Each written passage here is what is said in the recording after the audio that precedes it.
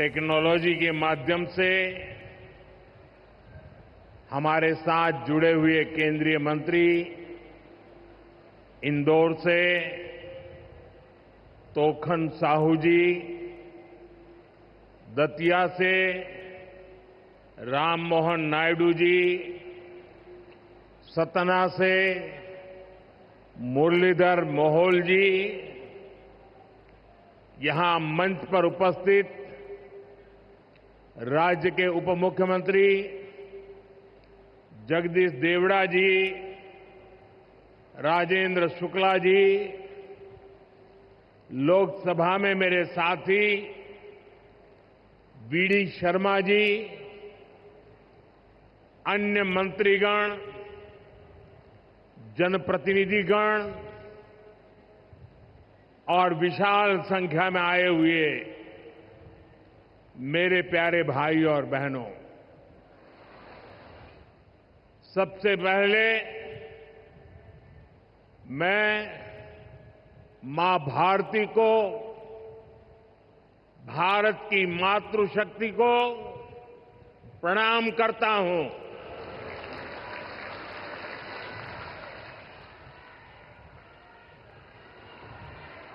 आज यहां इतनी बड़ी संख्या में माताएं, बहनें, बेटियां हमें आशीर्वाद देने आई हैं। मैं आप सभी बहनों के दर्शन पाकर धन्य हो गया हूं।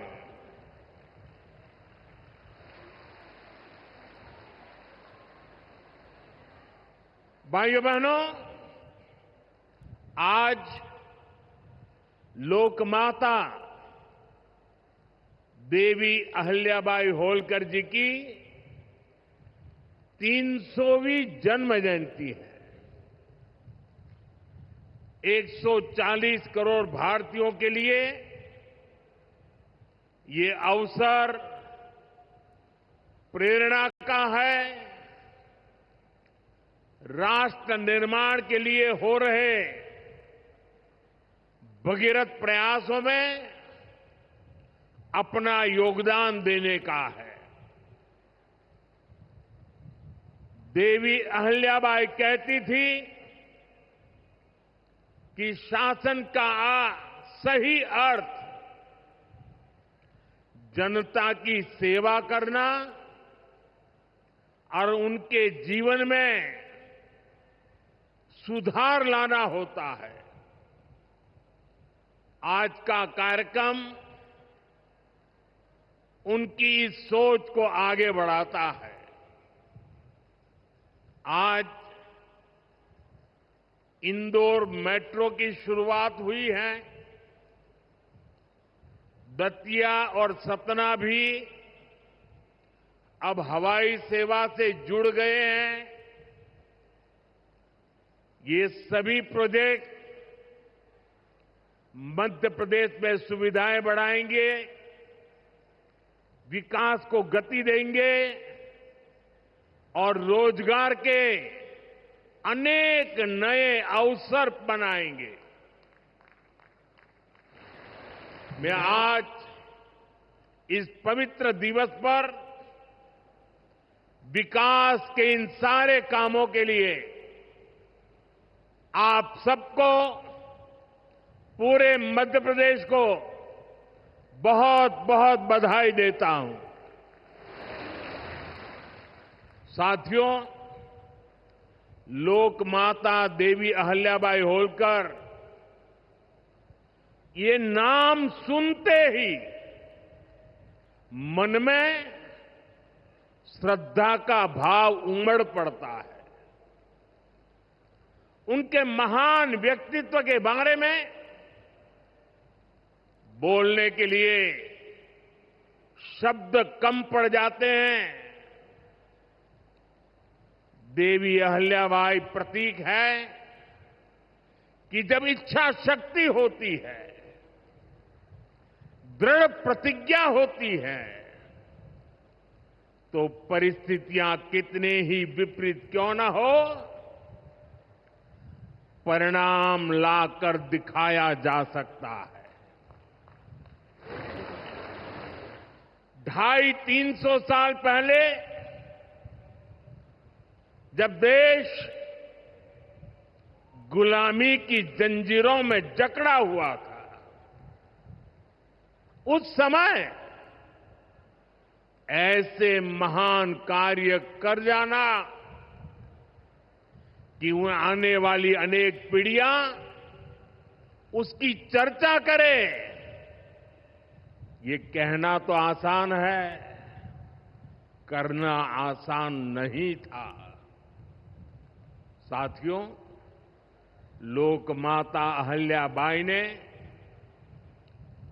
प्रभु सेवा और जन सेवा इसे कभी अलग नहीं माना। कहते हैं वे हमेशा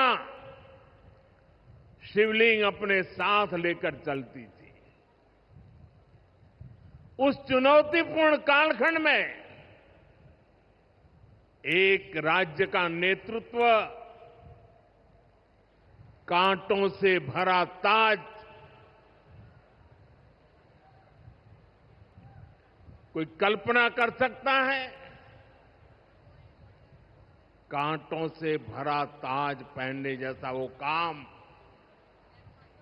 लेकिन लोकमाता अहल्याबाई ने अपने राज्य की समृद्धि को नई दिशा दी। उन्होंने गरीब से गरीब को समर्थ बनाने के लिए काम किया। देवी अहल्याबाई भारत की विरासत की बहुत बड़ी संरक्षक थी। जब देश की संस्कृति पर, हमारे मंदिरों, हमारे तीर्थ स्थलों पर हमले हो रहे थे, तब लोक माता ने उन्हें संरक्षित करने का बीड़ा उठाया। उन्होंने काशी विश्वनाथ सहित पूरे देश में हमारे अनेकों मंदिरों का, हमारे तीर्थों का पुनर्निर्माण किया। और ये मेरा सौभाग्य है कि जिस काशी में लोक माता अहल्याबाई ने विकास के इतने काम किए, उस काशी ने मुझे भी सेवा का अवसर दिया है।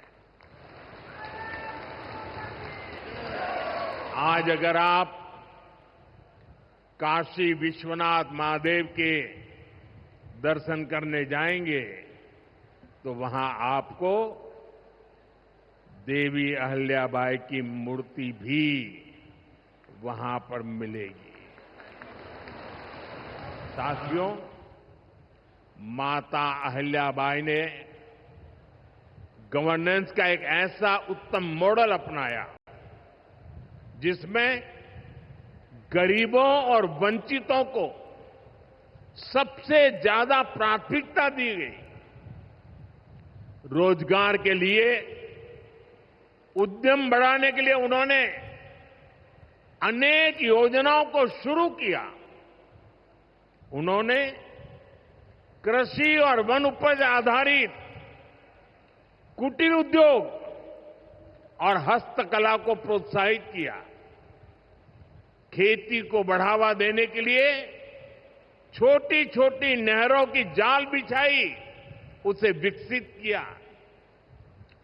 उस जमाने में आप सोचिए, 300 साल पहले जल संरक्षण को बढ़ावा देने के लिए उन्होंने कितने ही तालाब बनवाए। और आज तो हम लोग भी लगातार कह रहे हैं, कैच द रेन, बारिश के एक एक बूंद के पानी को बचाओ। देवी अहल्या जी ने 250-300 साल पहले हमें एक काम बताया था। किसानों की आय बढ़ाने के लिए उन्होंने कपास और मसालों की खेती को प्रोत्साहित किया। आज 250-300 साल के बाद भी हमें बार बार किसानों को कहना पड़ता है कि क्रॉप डाइवर्सिफिकेशन बहुत जरूरी है। हम सिर्फ धान की खेती करके या गन्ने की खेती करके अटक नहीं सकते। देश की जरूरतों को, सारी चीजों को हमें डाइवर्सिफाई करके उत्पादित करना चाहिए।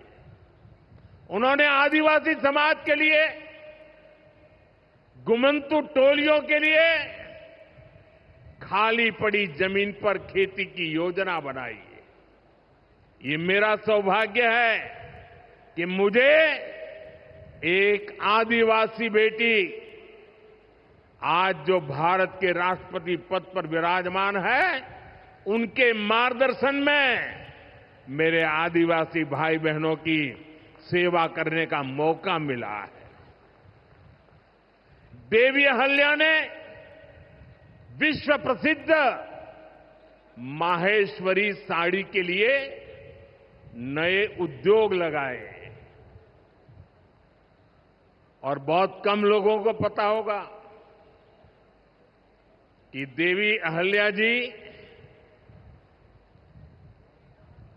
हुनर की पारखी थी और वो जूनागढ़ से, गुजरात में जूनागढ़ से कुछ परिवारों को माहेश्वर लाई और उनको साथ जोड़ करके आज से 250-300 साल पहले ये माहेश्वरी साड़ी का काम आगे बढ़ाया, जो आज भी अनेक परिवारों का वो गहना बन गया है और जिससे हमारे बुनकरों को बहुत फायदा हुआ। साथियों, देवी अहल्याबाई को कई बड़े सामाजिक सुधारों के लिए भी हमेशा याद रखा जाएगा। आज अगर बेटियों की शादी की उम्र की चर्चा करें तो हमारे देश में कुछ लोगों को सेक्युलरिज्म खतरे में दिखता है। उनको लगता है ये हमारे धर्म के खिलाफ है। ये देवी अहल्या जी देखिए, मातृशक्ति के गौरव के लिए उस जमाने में बेटियों की शादी की उम्र के विषय में सोचती थी। उनकी खुद की शादी छोटी उम्र में हुई थी, लेकिन उनको सब पता था कि बेटियों के विकास के लिए कौन सा रास्ता होना चाहिए। ये देवी अहल्या जी थी, उन्होंने महिलाओं का भी संपत्ति में अधिकार हो, जिन स्त्रियों के प्रति की असमय मृत्यु हो गई हो वो फिर विवाह कर सके। उस कालखंड में ये बातें करना भी बहुत मुश्किल होता था, लेकिन देवी अहल्याबाई ने इन समाज सुधारों को भरपूर समर्थन दिया। उन्होंने मालवा की सेना में महिलाओं की एक विशेष टुकड़ी भी बनाई थी। ये पश्चिम की दुनिया के लोगों को पता नहीं है, हमें कोसते रहते हैं। हमारी माताओं बहनों के अधिकारों के नाम पर हमें नीचा दिखाने की कोशिश करते हैं। 250-300 साल पहले हमारे देश में सेना में महिलाओं का होना, साथियों, महिला सुरक्षा के लिए उन्होंने गांवों में नारी सुरक्षा टोलियां ये भी बनाने का काम किया था। यानी माता अहल्याबाई राष्ट्र निर्माण में हमारी नारी शक्ति के अमूल्य योगदान का प्रतीक है। मैं समाज में इतना बड़ा परिवर्तन लाने वाली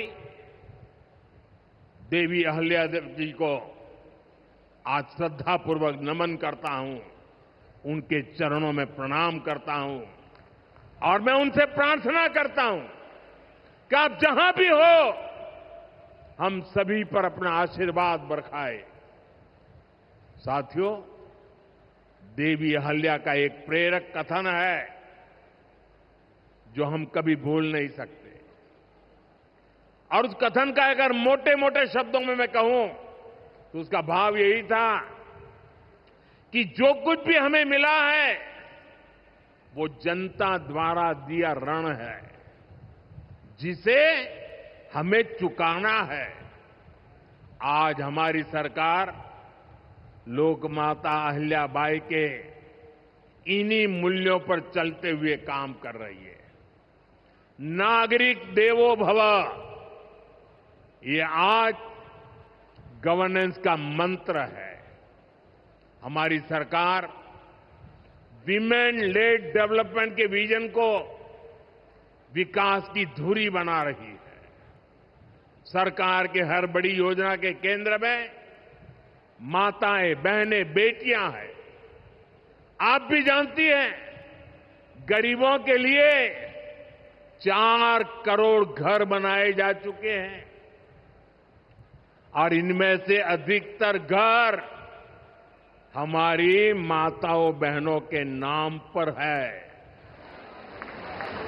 अब मालिकाना हक मेरी माताओं बहनों को दिया है।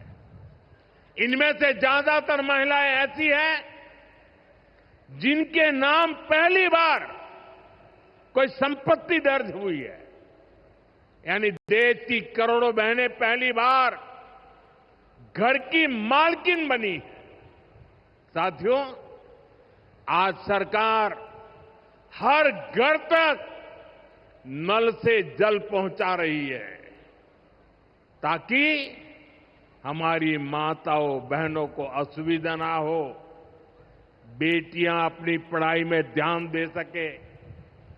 करोड़ों बहनों के पास पहले बिजली, एलपीजी गैस और टॉयलेट जैसी सुविधाएं भी नहीं थी। ये सुविधाएं भी हमारी सरकार ने पहुंचाई। और ये सिर्फ सुविधाएं नहीं है, ये माताओं बहनों के सम्मान का हमारी तरफ से एक नम्र प्रयास है। इससे गांव की गरीब परिवारों की माताओं बहनों के जीवन से अनेक मुश्किलें कम हुई है। साथियों, पहले माताएं बहनें अपनी बीमारियां छुपाने पर मजबूर थी।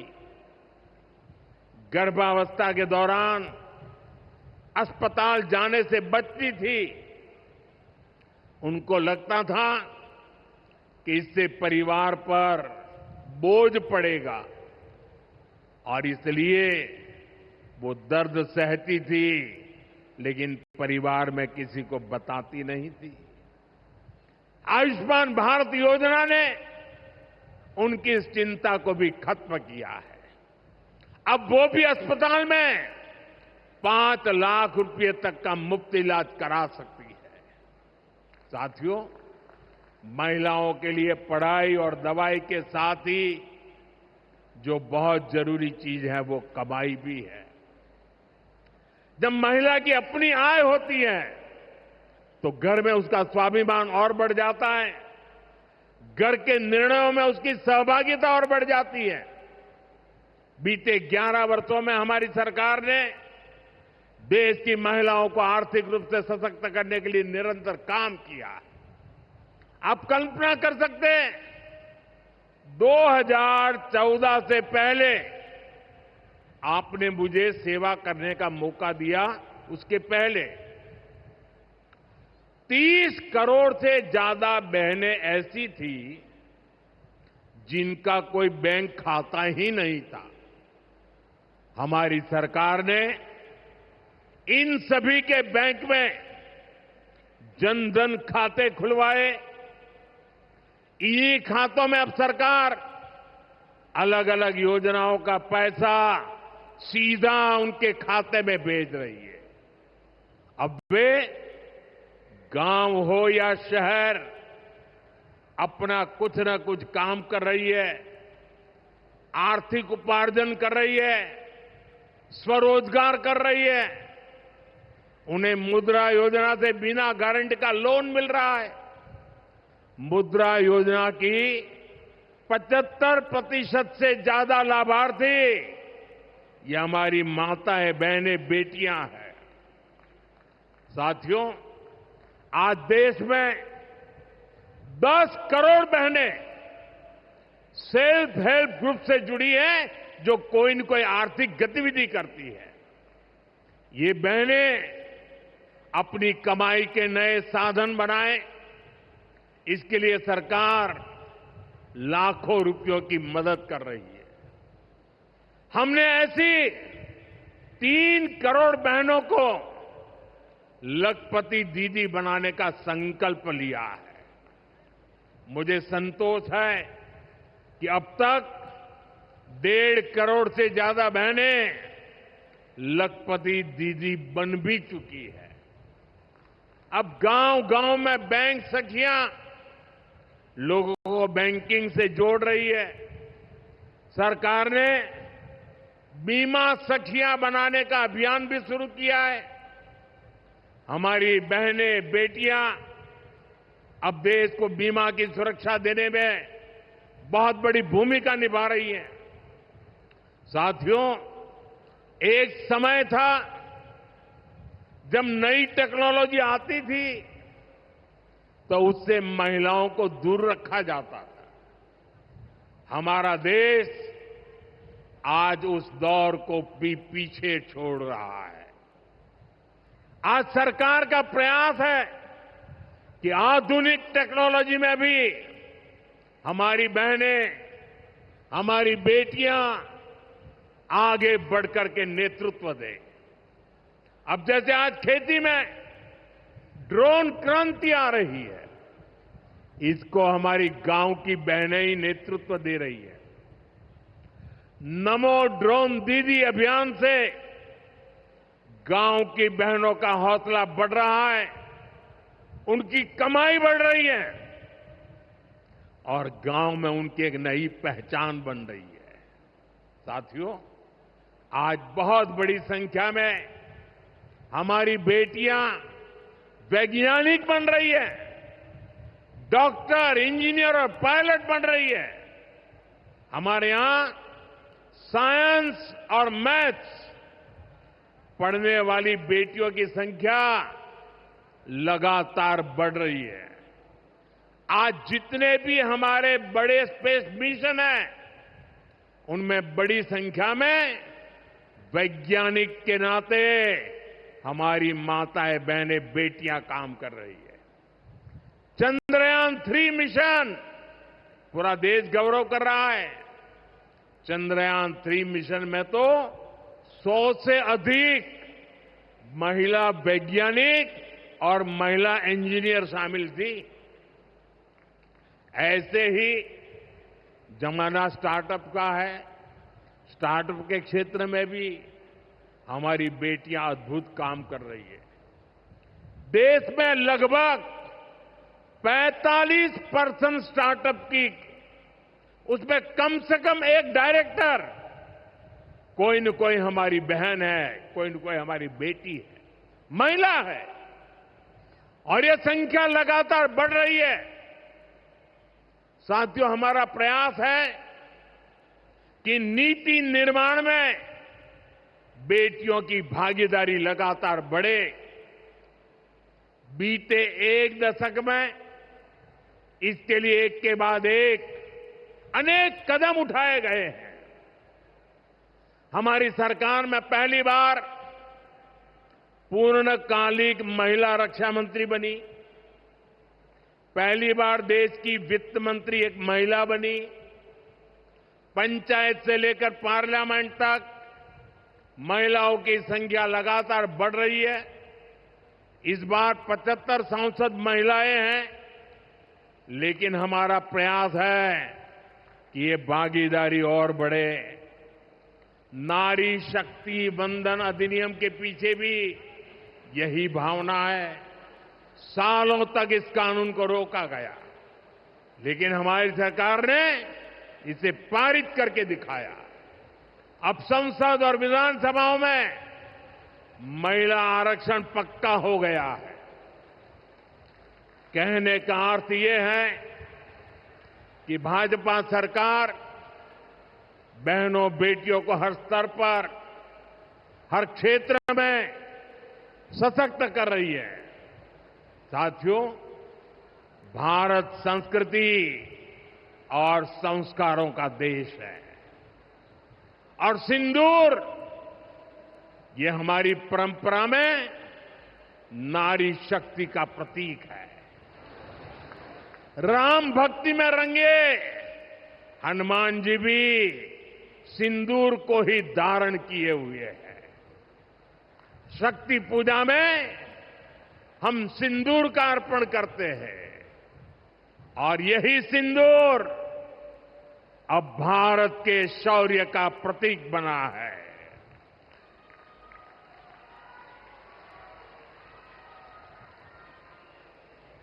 साथियों, पहलगाम में आतंकियों ने सिर्फ भारतीयों का खून ही नहीं बहाया, उन्होंने हमारी संस्कृति पर भी प्रहार किया है। उन्होंने हमारे समाज को बांटने की कोशिश की है और सबसे बड़ी बात, आतंकवादियों ने भारत की नारी शक्ति को चुनौती दी है। ये चुनौती आतंकवादियों और उनके आकाओं के लिए काल बन गई है, काल। ऑपरेशन सिंदूर आतंकवादियों के खिलाफ भारत के इतिहास का सबसे बड़ा और सफल ऑपरेशन है। जहां पाकिस्तान की सेना ने सोचा तक नहीं था, वहां आतंकी ठिकानों को हमारी सेना ने मिट्टी में मिला दिया। सैकड़ों किलोमीटर अंदर घुस करके मिट्टी में मिला दिया। ऑपरेशन सिंदूर ने डंके की चोट पर कह दिया है कि आतंकवादियों के जरिए छद्म युद्ध, प्रॉक्सी वॉर नहीं चलेगा। अब घर में घुसकर भी मारेंगे और जो आतंकियों की मदद करेगा उसको भी इसकी भारी कीमत चुकानी पड़ेगी।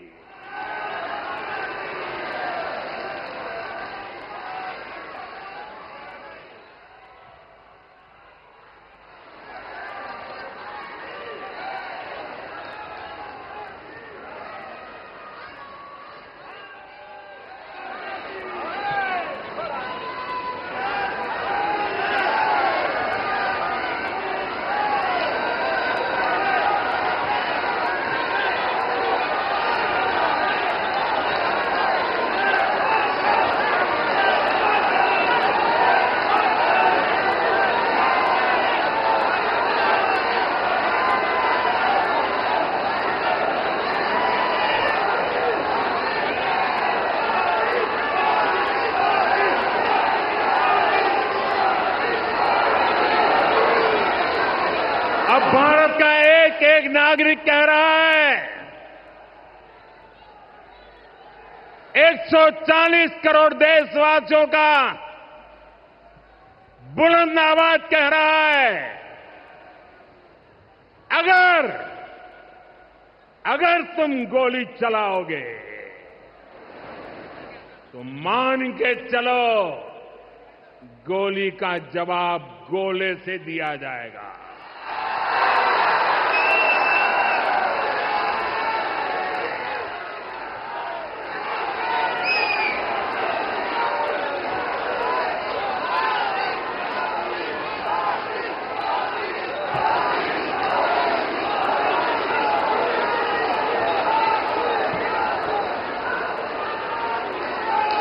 साथियों, ऑपरेशन सिंदूर हमारी नारी शक्ति के सामर्थ्य का भी प्रतीक बना है। हम सभी जानते हैं कि बीएसएफ का इस ऑपरेशन में कितना बड़ा रोल रहा है। जम्मू से लेकर पंजाब, राजस्थान और गुजरात की सीमा तक बड़ी संख्या में बीएसएफ की हमारी बेटियां मोर्चे पर रही थी, मोर्चा संभाल रही थी। उन्होंने सीमा पार से होने वाली फायरिंग का मुंह तोड़ जवाब दिया।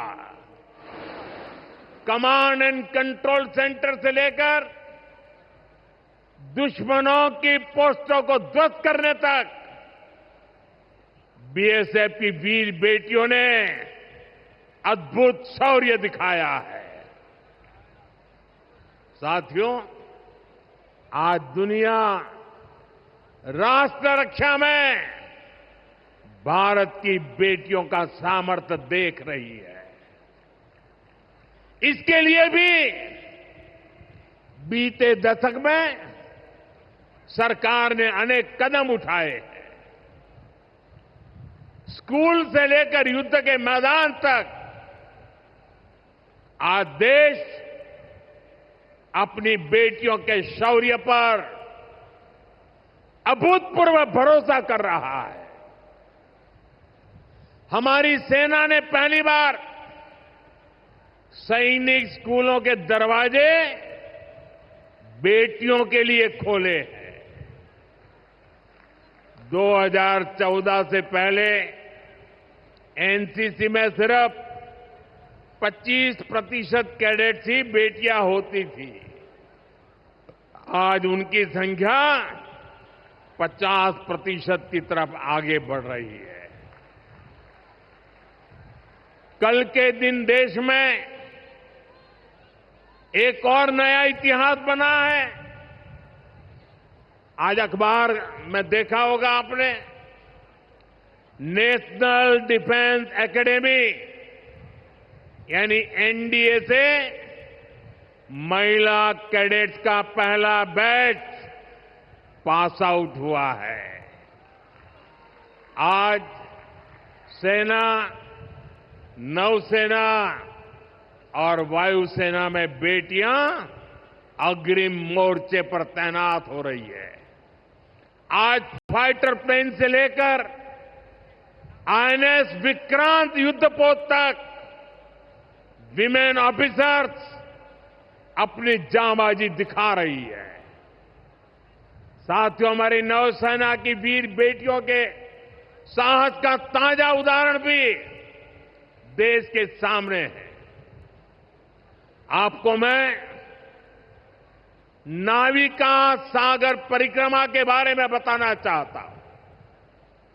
नेवी की 2 वीर बेटियों ने करीब 250 दिन की समुद्री यात्रा पूरी की है। धरती का चक्कर लगाया है। हजारों किलोमीटर की ये यात्रा उन्होंने ऐसी नाव से की जो मोटर से नहीं बल्कि हवा से चलती है। सोचिए, 250 दिन समंदर में, इतने दिनों तक समंदर में रहना, कई कई हफ्ते तक जमीन के दर्शन तक नहीं होना, और ऊपर से समंदर का तूफान कितना तेज होता है मुझे पता है। खराब मौसम, भयानक तूफान, उन्होंने 2 बेटियां, उन्होंने हर मुसीबत को हराया है। ये दिखाता है कि चुनौती कितनी भी बड़ी हो, भारत की बेटियां उस पर विजय पा सकती है।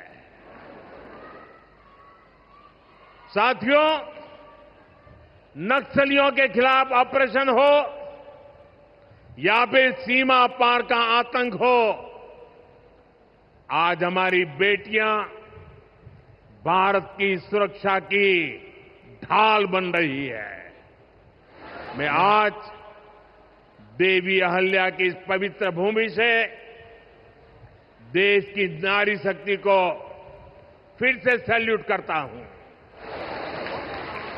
साथियों, देवी अहल्या ने अपने शासनकाल में विकास के कार्यों के साथ साथ विरासत को भी सहेजा। आज का भारत भी विकास और विरासत दोनों को साथ लेकर चल रहा है। आधुनिक इंफ्रास्ट्रक्चर के निर्माण को देश कैसे गति दे रहे हैं, आज का कार्यक्रम इसका उदाहरण है। आज मध्य प्रदेश को पहली मेट्रो सुविधा मिली है। इंदौर पहले ही स्वच्छता के लिए दुनिया में अपनी पहचान बना चुका है। अब इंदौर की पहचान उसकी मेट्रो से भी होने जा रही है। यहां भोपाल में भी मेट्रो का काम तेजी से चल रहा है। मध्य प्रदेश में रेलवे के क्षेत्र में व्यापक काम हो रहा है। कुछ दिन पहले ही केंद्र सरकार ने रतलाम नागदा रूट को 4 लाइनों में बदलने के लिए स्वीकृति दे दी है। इससे इस क्षेत्र में और ज्यादा ट्रेनें चल पाएगी, भीड़भाड़ कम होगी। केंद्र सरकार ने इंदौर मनमाड़ रेल परियोजना को भी मंजूरी दे दी है। साथियों, आज मध्य प्रदेश के दतिया और सतना भी हवाई यात्रा के नेटवर्क से जुड़ गए हैं। इन दोनों हवाई अड्डों से बुंदेलखंड और विंध्य क्षेत्र में एयर कनेक्टिविटी बेहतर होगी। अब मां पीतांबरा, मां शारदा देवी और पवित्र चित्रकूट धाम के दर्शन करना और सुलभ हो जाएगा। साथियों, आज भारत इतिहास के उस मोड़ पर है जहां हमें अपनी सुरक्षा, अपने सामर्थ्य और अपनी संस्कृति हर स्तर पर काम करना है। हमें अपना परिश्रम बढ़ाना है। इसमें हमारी मातृशक्ति, हमारी माताओं, बहनों, बेटियों की भूमिका बहुत बड़ी है। हमारे सामने लोक माता देवी अहल्याबाई जी की प्रेरणा है। रानी लक्ष्मीबाई, रानी दुर्गावती, रानी कमलापति, अवंतीबाई लोधी, कित्तूर की रानी चेन्नम्मा, रानी गाडिल्यो, वेलु नाचियार, सावित्रीबाई फुले, ऐसे हर नाम हमें गौरव से भर देते हैं। लोक माता अहल्याबाई की ये 300वीं जन्म जयंती हमें निरंतर प्रेरित करती रहे। आने वाली सदियों के लिए हम एक सशक्त भारत की नींव मजबूत करें। इसी कामना के साथ आप सभी को फिर से एक बार बहुत बहुत शुभकामनाएं देता हूं। अपना तिरंगा ऊपर उठा करके मेरे साथ बोलिए, भारत माता की भारत माता की, भारत माता की, वंदे वंदे वंदे वंदे वंदे वंदे वंदे वंदे वंदे।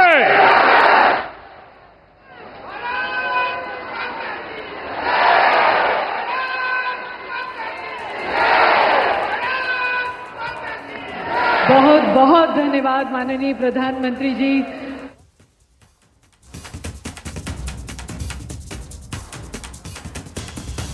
प्रधानमंत्री नरेंद्र मोदी जब भोपाल में वो एक संबोधन वहां कर रहे थे, उन्होंने यहां भी कहा कि किस तरह से जो महिलाएं हैं, जो बेटियां हैं, वो लगातार हर क्षेत्र में अपने जलवे दिखा रही है और अपने जो उनकी एक अथक जो प्रयास है उसमें लगातार वो सफल हो रही है, कामयाब हो रही है। उन्होंने कहा कि ऑपरेशन सिंदूर में भी महिलाओं ने बहुत कमाल कर दिखाया।